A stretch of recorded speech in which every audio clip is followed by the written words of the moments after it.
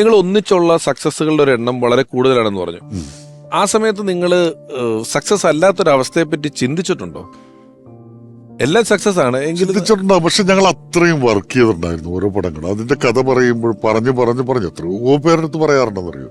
ഒരു പ്രാവശ്യം 2 പ്രാവശ്യം ഒന്നുമല്ല. പക്ഷെ ഇവരൊക്കെ വീണ്ടും വീണ്ടും കേൾക്കാൻ താല്പര്യം കാണിക്കുന്നു എന്ന് പറയുന്നത് തന്നെയാണ് നമ്മുടെ കോൺഫിഡൻസ്. ഇത് സംഭവമൊക്കെയാണ്, ഇനി ഇതൊന്ന് സിനിമയാക്കി അഭിനയിപ്പിച്ച് കിട്ടിയാൽ മതി എന്ന് പറയുന്ന അവസ്ഥയാണ്. അപ്പൊ അതും നമുക്ക് എടുത്തു കഴിഞ്ഞിട്ട് ഇട്ട് കണ്ട് വീണ്ടും എഡിറ്റ് ചെയ്ത് പാസ്സാറൊക്കെ എന്ന് പറഞ്ഞു കഴിഞ്ഞാൽ ഡബിൾ പോസിറ്റീവ് എന്നാ പറയുന്നത്. സൗണ്ടും തനിത്തനിയാ. അത് പ്രൊജക്ഷൻ 18 പ്രാവശ്യമൊക്കെ വെക്കും ഓരോ പടത്തിന്റെ. എന്നിട്ട് വീണ്ടും കറക്റ്റ് ചെയ്ത് വീണ്ടും പിറ്റേ ദിവസം ഇട്ട് വീണ്ടും കറക്റ്റ് ചെയ്ത് അങ്ങനെയാണ് അന്ന് ചെയ്തിരുന്നത്. അപ്പോൾ ഈ ഒരുപാട് ആളുകൾ കാണും. മദ്രാസിലൊക്കെ ആണെങ്കിൽ മദ്രാസിൽ അതിനുവേണ്ടി തന്നെ നമ്മുടെ ഒരു സുഹൃത്ത് വലയം ഉണ്ടാക്കിയിട്ടുണ്ട്. അവരൊക്കെ വിളിക്കും, അവരൊക്കെ വന്ന് കാണും. അപ്പോൾ അതുകൊണ്ട് തിയേറ്ററിൽ പോയ ഒരവസ്ഥയിൽ തന്നെയാണ് നമ്മൾ റിസൾട്ട് അറിഞ്ഞിട്ട് തന്നെ തിയേറ്ററിലേക്ക് വരുന്നത് പടം. അതുകൊണ്ട് അങ്ങനെ വലിയ ടെൻഷൻ അന്ന് അനുഭവിക്കേണ്ടി വന്നിട്ടില്ല. സിദ്ദിഖയുടെ ഒരു പ്ലസ് പോയിന്റ് വേറെ ഒരു ക്വാളിറ്റി എന്നുള്ള ഞാൻ കണ്ടത്, ബോഡി ഗാർഡെന്ന് പടം കഴിഞ്ഞിട്ട് സിദ്ദിഖ ഞാനോട്ട് കണ്ടപ്പോൾ എന്നോട് പറഞ്ഞ് ജോർജിൻ്റെ ഒരു തമാശ ഞങ്ങൾ സിനിമയിൽ എടുത്തിട്ടുണ്ടെന്ന് പറഞ്ഞു. ഞാൻ സിദ്ദിഖ ഏതാണെന്ന് ചോദിച്ചാൽ പറഞ്ഞ് ജോർജ് ഇപ്പം എന്ത് ചെയ്യണം, ഞാനിപ്പോൾ അപ്പൻ്റെ കൂടെയാണ്, അപ്പൻ എന്ത് ചെയ്യണം, അപ്പൻ വെറുതെ നടക്കുകയാണ് എന്നുള്ള സാധനം ഞങ്ങൾ സിനിമയിൽ എടുത്തിട്ടാന്ന് എന്ന് പറഞ്ഞത്. അങ്ങനെ ആരും അങ്ങനെ പറയൂല ശരിക്കും പറഞ്ഞാൽ, അല്ലേ? അതൊരു ക്രെഡിറ്റ്.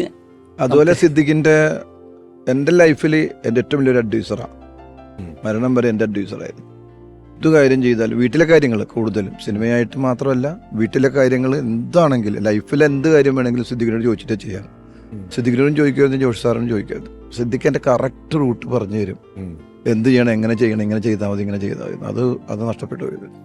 ഞാൻ നേരത്തെ സാറിൻ്റെ സിനിമകളെ കുറിച്ചോ അല്ലെങ്കിൽ സിനിമയുടെ അതിലെ കഥാപാത്രങ്ങളെ കുറിച്ചൊക്കെ പറഞ്ഞല്ലോ. അങ്ങനെ ചില ആളുകൾക്ക് ചില കഥാപാത്രങ്ങൾ എപ്പോഴും ഒരു വലിയ ഭാഗ്യമാണ്. അവരെ കാണുന്നവരെല്ലാം ആ സിനിമയും ആ ഒരു കഥാപാത്രവും പറയും. അത്തരത്തിൽ മറ്റ് സിനിമകളിൽ അഭിനയിച്ചിട്ടുണ്ടെങ്കിലും ഇപ്പോഴും സിദ്ദിഖ് സാറിൻ്റെ ഒരു സിനിമയിലെ കഥാപാത്രം ആളുകൾ എടുത്തു പറയുന്ന ഒരു കലാകാരൻ, ക്രോണിക് ബാച്ചലർ എന്ന ചിത്രത്തിലെ ആ മദ്യപാനിയെ അവതരിപ്പിച്ചുകൊണ്ട് മലയാളികളുടെ മനസ്സിൽ സ്ഥിരപ്രതിഷ്ഠ നേടിയ കലാകാരൻ ശ്രീ അനിയപ്പൻ.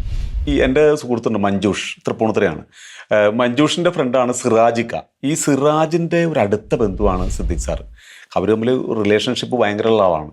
അങ്ങനെ പറഞ്ഞ് ഈ അനിയപ്പനെ നമുക്ക് എന്തെങ്കിലും ഒന്ന് രക്ഷപ്പെടുത്താൻ പറ്റുമോ? അവനിപ്പോൾ കലാപ്രതിഭയൊക്കെ ആയിട്ടൊരു പാവപ്പെട്ട പയ്യനാണ്, എന്തെങ്കിലും രക്ഷപ്പെടണമെങ്കിൽ രക്ഷപ്പെട്ടു പോട്ടെ. അങ്ങനെ നേരെ സിദ്ദിഖ് സാറിലേക്ക് ഒരു എത്തിപ്പെടുകയും ഞാനും മഞ്ജൂഷും കൂടി സാറിൻ്റെ വീട്ടിലേക്ക് എത്തുകയും ചെയ്യുകയാണ്. വീട്ടിൽ കയറി അവിടെ ചെന്ന് സാറിനെ കണ്ടു.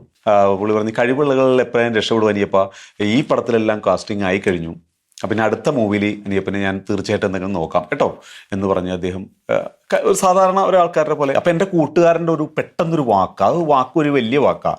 അപ്പം സാറേ അയാൾ ഇവിടം വരെ എത്തിയതല്ലേ സാറേ, അവൻ്റെ ആ കഴിവൊന്ന് കാണിക്കട്ടെ സാറേ എന്ന് പറഞ്ഞ് അങ്ങനെ ആ കള്ളുകൂടിയൻ അവിടെ കാണിക്കുകയാണ്. അവതരിപ്പിച്ചപ്പോൾ അദ്ദേഹത്തിന് ഭയങ്കരമായിട്ട് ഇഷ്ടമായി. അദ്ദേഹം പറഞ്ഞു അനിയപ്പ നമുക്ക് നോക്കാം, ഏതായാലും അടുത്ത പടത്തിൽ എങ്ങനെയായാലും അനിയപ്പനെ എന്തെങ്കിലും തരാമെന്ന് പറഞ്ഞിട്ടൊക്കെ അങ്ങനെ പോന്നു. ഞാൻ ഇന്നും ക്രോണിക് ബാച്ചിൽ കള്ളുകൂടിയൻ എന്നുള്ള ഒരു പേരിലാണ് ഇപ്പോഴും അറിയപ്പെടുന്നത്. ഞാൻ അന്ന് ആ സമയങ്ങളിൽ ഞാൻ 10-26 സിനിമ അഭിനയിച്ചെങ്കിലും പക്ഷെ ഇപ്പോഴും ആൾക്കാർ പറയുന്നത് ക്രോണിക് ബാച്ചിൽ കള്ളുകൂടിയൻ. ഞാൻ ദേവസ്വം ബോർഡിൽ ജോലി ചെയ്യുമ്പോഴും പിഷാരടിക്ക് അറിയാം, നടക്കൽ വന്നിട്ടും ആൾക്കാർ പറയും ദേ കുടിയൻ നിൽക്കണം അമ്പലത്തിൽ വന്നിട്ട്.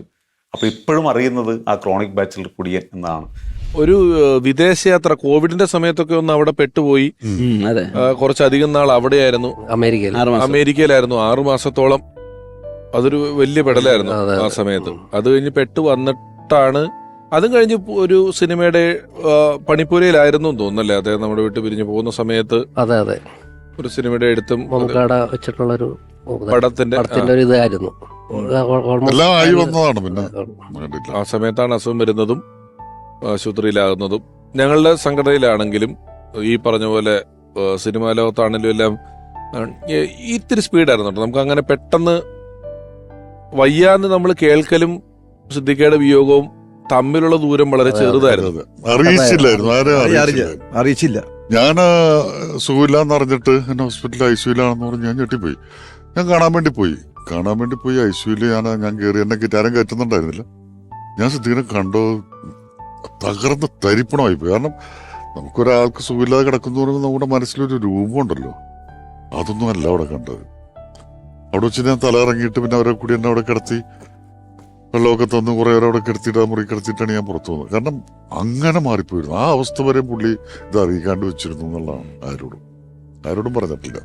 ഈ പറഞ്ഞ മാതിരി ലാലേട്ടൻ കാണുന്നത് സെക്കൻഡ് ഇതിലാണ്. ആദ്യം പുള്ളി കുറച്ച് ദിവസം ഒരു വേറെ ഹോസ്പിറ്റലിൽ പുള്ളി അഡ്മിറ്റ് ആയിരുന്നു. ഒരു 10-15 ദിവസത്തോളം. പക്ഷെ അതൊന്നും ആരും അറിയുന്നില്ല. അതാരും പുള്ളി ആരടുത്തും പുള്ളി അദ്ദേഹം പറഞ്ഞിരുന്നു അറിയിക്കണ്ടെന്ന്. അണ്ണൻ ആരോടും പറയണ്ടെന്ന് വളരെ സ്ട്രിക്റ്റ് ആയിട്ട് പറഞ്ഞതുകൊണ്ട് നമ്മൾ ആരോടും പറഞ്ഞില്ല. പറയണ്ടെന്ന് മാത്രമല്ല ആരും കാണണ്ട, ആരും വന്ന് ഈ അവസ്ഥയിൽ ഇങ്ങനെ ഹോസ്പിറ്റലിൽ അഡ്മിറ്റ് ആണെന്നുള്ള ആരും അറിയണ്ട, എന്നെ ആരും വന്ന് കാണണ്ട എന്നുള്ളൊരു ഇതുണ്ടായിരുന്നു, ആഗ്രഹമായിരുന്നു പുള്ളിക്ക്. അതൊരു മസ്റ്റായിരുന്നു. അതാണ് നമ്മുടെ ജനറൽ ബോഡിയിൽ വരാതെ പോയി എന്ന് പറഞ്ഞ ഹോസ്പിറ്റലിൽ അതാണ് പോയത്. ഈ 15 ദിവസം പോയി എന്ന് പറയാം. ഡോക്ടറിനെ അറിയാം. ഫസ്റ്റ് അഡ്മിറ്റ് ചെയ്ത ഹോസ്പിറ്റലിൽ നിന്നാണ് ഒരു ദിവസം പുള്ളി ലീവ് എടുത്തിട്ടാണ് അന്ന് ഈദിന്റെ അന്നാണ് വീട്ടിൽ വരുന്നത്. അന്ന് ഉച്ചക്ക് വന്നിട്ട് രാത്രിയാണ് വീണ്ടും ഹോസ്പിറ്റലിലേക്ക് പോവുകയാണ്. അപ്പൊ ഈദിനെല്ലാം ഞങ്ങളെല്ലാവരും ഒത്തുകൂടുന്ന ഒരു ഇതാണ്, സിദ്ദിഖയുടെ വീട്ടിലാണ് കൂടുന്നത്. അങ്ങനെ ആ സമയത്ത് രാത്രി ഒരു 10 മണിക്കാണ് പുള്ളി വീണ്ടും പോകുന്നത്. വളരെ ടയർഡായിട്ടാണ് പോകുന്നത്. ഒരു ദുശീലങ്ങളും ഇല്ലാത്ത ആളാണ്. അപ്പോ അതെടുത്ത് പറയണം. ഒന്നുമില്ല, സിഗരറ്റ് വലിയില്ല, മുറുക്കലില്ല.